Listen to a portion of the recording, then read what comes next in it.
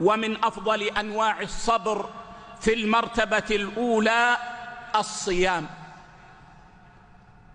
من أفضل، بل قال بعض أهل العلم أفضل الصبر على طاعة الله الصيام، فإن الصيام يجمع الصبر بأنواعه الثلاثة، لأنه صبر على طاعة الله عز وجل، وصبر عن معاصي الله، لأن العبد يمسك عن المفطرات وهو صائم لأن الله حرم عليه ذلك، ويمسك عن الحرام وهو صائم لأن الله حرم عليه ذلك.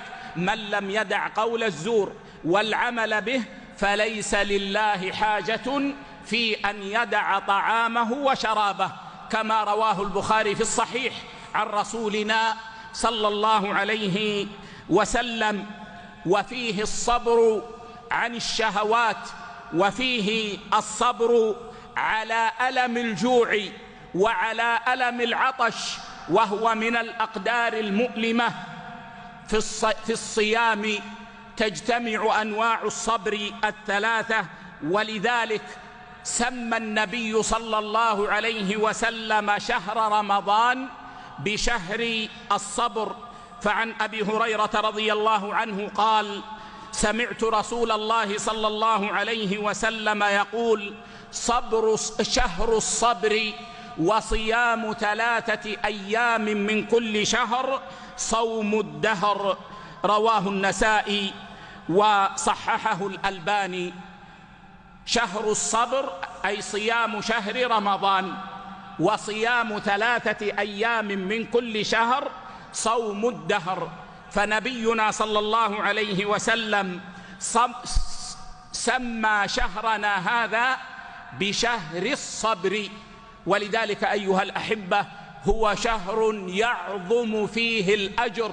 ولذلك أخبر النبي صلى الله عليه وسلم عن ربه سبحانه وتعالى أنه قال: كل عمل ابن آدم له إلا الصوم فإنه لي وأنا أجزي به. يعني أن عمل ابن آدم إذا قبل منه يضاعف الحسنة ب10 أمثالها إلى 700 ضعف إلى ما شاء الله، إلا الصوم فإنه لا يعلم مخلوق قدر مضاعفته عند الله سبحانه وتعالى. بل قال بعض أهل العلم: إن أقل الصائمين الذين يقبل صومهم من يضاعف الله ثوابه 700 ضعف. فمن صام يوما إيمانا واحتسابا وقبل منه يثاب على صيام 700 ضعف، والله يضاعف لمن يشاء. لكن الذي يدل عليه الحديث أن مضاعفة الصوم لا يعلم قدرها إلا الله، هي أعظم من مضاعفة بقية الأعمال. ولذلك يا أحبتي إن الصوم كنز المؤمن وفرصة العام، ينبغي على المؤمن أن يحرص عليه أشد من حرصه على الأموال وعلى الذهب وعلى الفضة. إنه الكنز العظيم الذي يضاعفه الله أضعافا مضاعفة، الذي قال الله فيه: إنه لي. والله يا إخوة لو استشعرنا هذه الجملة، ربنا سبحانه وتعالى يقول عن الصوم: إلا الصوم فإنه لي وأنا أجزي به، وفضائله كثيرة جدا. ولذلك يا أحبتي ينبغي أن نحذر مما يقع فيه كثير من الصائمين، من أنهم لا يصومون صومهم، لا يصونون صومهم.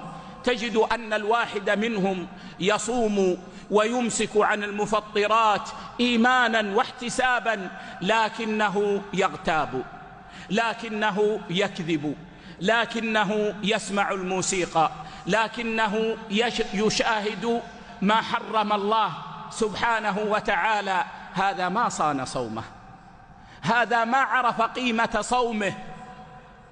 لو عرف قيمة صومه لصانه. يا إخوة، كان بعض السلف في وقت السلف إذا صام بقي في المسجد، ما يخرج من المسجد وهو صائم، يقول أصون صومي. فكيف بنا في زماننا؟ الجارحات للصيام في الجوال، الجارحات للصيام في كل مكان. ولذلك أيها الأحبة يجب أن نصبر أنفسنا وأن نصابر وأن نرابط في صيامنا لعلنا أن نكون من الفائزين.